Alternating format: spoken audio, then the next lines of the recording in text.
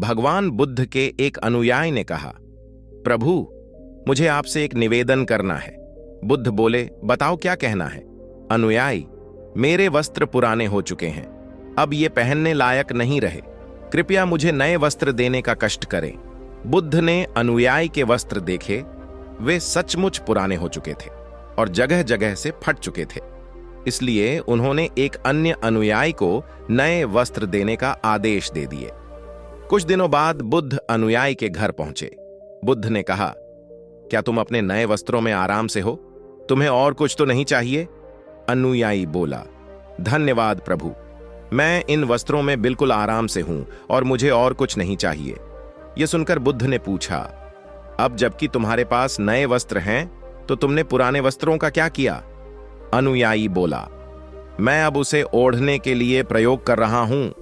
बुद्ध बोले, तो तुमने अपनी पुरानी ओढ़नी का क्या किया?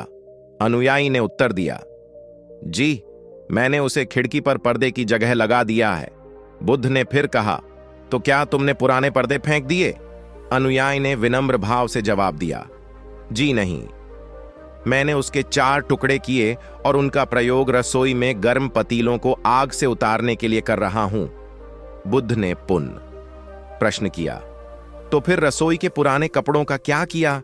अनुयायी बोला, अब मैं उन्हें पोंछा लगाने के लिए प्रयोग करूंगा। बुद्ध ने कहा, तो तुम्हारे पुराने पोंछे का क्या हुआ?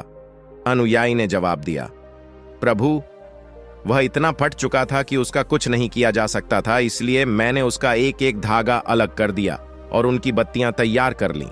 उन्हीं में से एक आपके कक्ष में कल प्रकाशित था। भगवान बुद्ध प्रसन्न हो गए। दरअसल वह खुश इसलिए थे कि उनका अनुयायी वस्तुओं को बर्बाद नहीं करता और उसमें समझ है कि उनका प्रयोग किस तरह से किया जा सकता है।